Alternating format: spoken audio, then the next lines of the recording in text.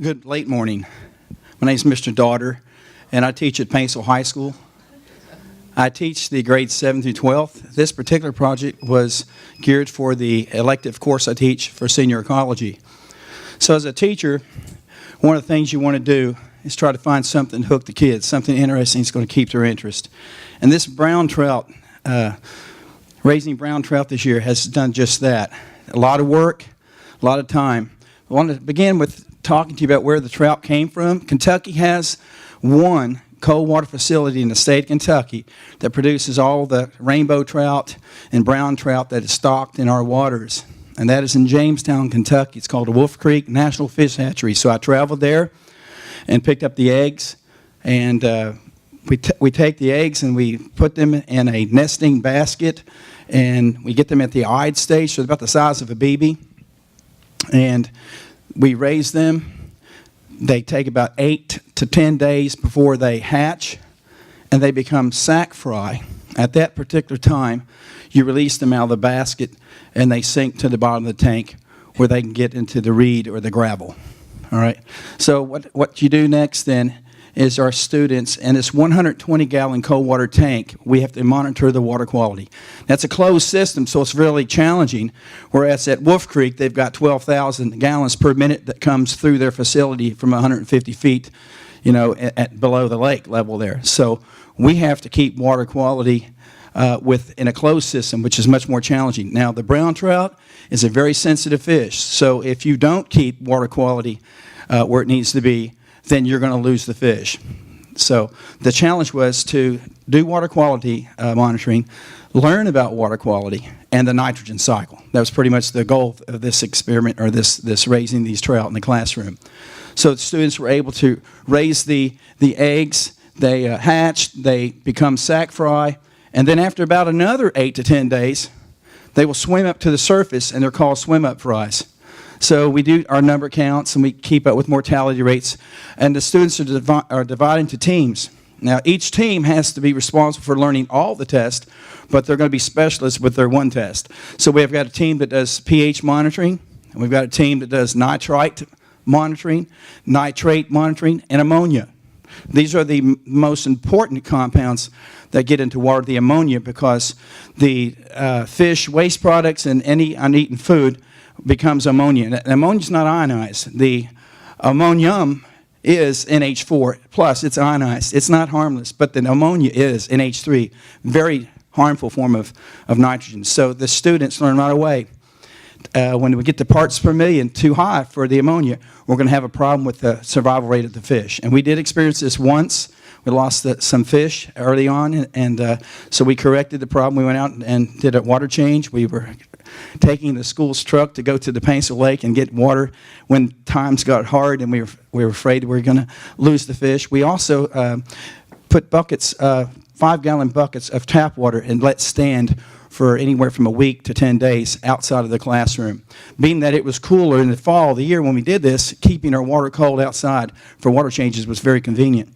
But the chiller, its job is to keep water temperatures low, and that's what you have to maintain temperature, and you have to keep your ammonia levels down or you'll lose your fish. So the kids start to really learn in a hands-on way what it means when we say the nitrogen cycle, and that there's bacteria that are very essential in this process. So we have a biological filter that takes the nitrogen in the form of ammonia and converts it to nitrite.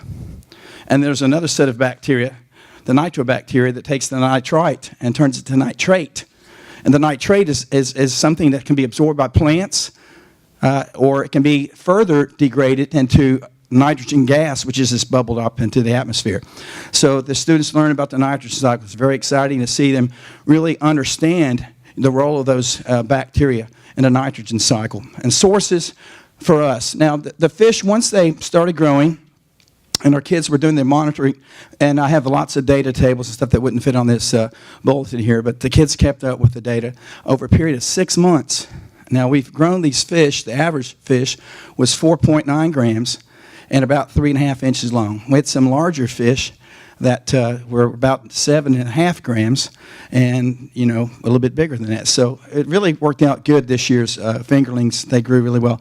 Well, we worked it out with the kids doing their data and their research and learning more about the nitrogen cycle, and they prepared their graphs. This year, I was adamant about your graph being put on the presentation board, not Mr. Dauder's graph. Okay, so everything that you see was student generated, and they confer with me. We talk about the experimental group. We talk about the appropriate way to title a graph, independent, dependent variables, and what's the best way to present your data. And it turned out that this year bar graphs was pretty convenient, and they learned about some online sites that generate your graph for you when you enter the data. So that was good also for the technology end of it. We have a GoPro, so we took some video footage of these fish underwater, and even at the release site we have lots of video clips that we hope to produce a documentary, and we've got guest speakers that came in to educate our students on water quality. We had the people from the Division of Water came in. We had Mr. Russell, who is a fisheries biologist, came in and talked about native species of fish. So these kids got to visit also the local water plant. So between visiting local water plant and having plenty of expertise with the guest speakers, they got a very good background in water quality. And they learned more about in a closed ecosystem, like the aquatic ecosystems out in the real world, and not like one in your classroom. But, it's hard to mimic Mother Nature, and so they learned that as well. And I believe that the end result is that the students gain a respect and appreciation for their environment and water, and then see things that they can do to prevent water from being polluted. The students also learned about water pollution and sources of water pollution in our state with this project. And to be honest with you, it's kind of interesting to see when you think there might be a chemical that's responsible for being the largest pollutant, and we find out that it's not. We have chemical issues in our water, but it's sedimentation. Sedimentation is still the #1 pollutant in our waters in Kentucky. And when you have siltation in your rivers and creeks, you end up destroying the homes of the macroinvertebrates, which are the insects that develop in the water. And so the fish, like the rainbow trout and like the brown trout, are not going to have the food source they need. And then, of course, water temperatures are essential too. There's a whole lot more we could talk about, but this wraps up this year's brown trout. We release the trout at the Little Paint Creek Wildlife Management Area. It's an approved stream, a location that we GPSed this year. We didn't last year, so we GPSed it. And so we have an exact location that we release these fish into the wild. And that kind of like finishes up the last culminating activity is the actual release of the fish. And it's very gratifying to let these fish go, knowing that some of them are going to fall to prey. They're going to be part of the food chain, but there's that chance that some are also going to make it. They won't reproduce in our waters because of the water quality, so they don't reproduce very well. There are some populations in our state that reproduce, but for the most part, they're not reproducing on their own. That's why the fisheries raise them and hatch them and let them develop at their hatchery and then release them in our Kentucky waters. Now, there is some hope that there's an artificial stream that they've built. You may have heard this. This is a little extra here for some of you.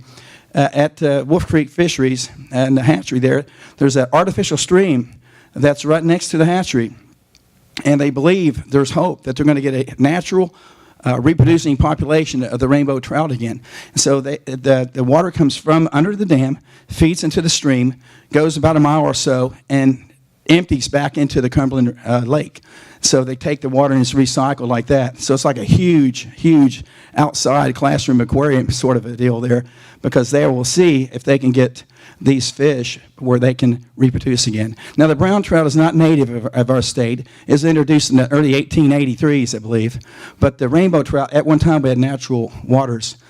Quickly, I know I'm going to run out of time, so let's get to what we can do to make things better next year. When we did some debriefing, we thought about what we can do to make things better. It's always good to know that your biological filter's working. And this year, we were using some chemicals from the previous year trying to save money. And there was no assurance that those bacteria were living. So I believe when we had our first fish kill, that it was partly because we anticipated that our biological filter was doing its job, when in fact it probably wasn't. So we bought some more of the bacteria that's needed to put into the filter. and it takes a couple weeks for them to establish. So we were doing some water changes. Every time we had nitrate levels and ammonia levels that were out of the range of acceptance, we would go to the lake, get water. We'd use the water we had stored outside, and we just kept on doing 20 and 30-gallon water changes. So there was a lot of work to keep these fish alive. I called the fisheries just the other day, said, hey, we got some to live. And they told me this year they didn't really want us to have the brown trout because they're much more difficult to survive. And I told them that we had 45. They said, well, that's good. That's not bad at all. And it turns out that they felt like this year they got a bad batch of eggs. So it wasn't just necessarily something that we were doing wrong, but overall, even the fisheries themselves had trouble with raising brown trout this year. So we'll do this again if they give me the only trout that we've not had yet, the brook trout. They're like real stingy with these brook trout. So I'm going to tell them it's either the brook trout or no trout. So we're finished with it after this year. A lot of work. The kids put a lot of work into this. I think they've learned a lot about the water cycle, the nitrogen cycle, and how important it is to take care of the water, because it's so easy to get things out of balance. So homeostasis, for example, when you look at water quality and what's called the aquatic ecosystem, we sometimes don't realize how fragile it is. But Kentucky, we're one of the top 5 places in the United States and all the world, in fact, where we have the most surface water. But 7 out of 10 of our streams are not worthy of recreating in. So we got to start somewhere and getting these people, these young students, to see, hey, here's what happens when you don't take care of your water. And I think we're going to make a difference. I think we're going to make a difference in a lot of ways. And these young people, we're counting on you to kind of fix some of the mistakes that we've made. So that's it as far as the, if you have any questions, I'll field those now. And otherwise, I'm finished with this presentation.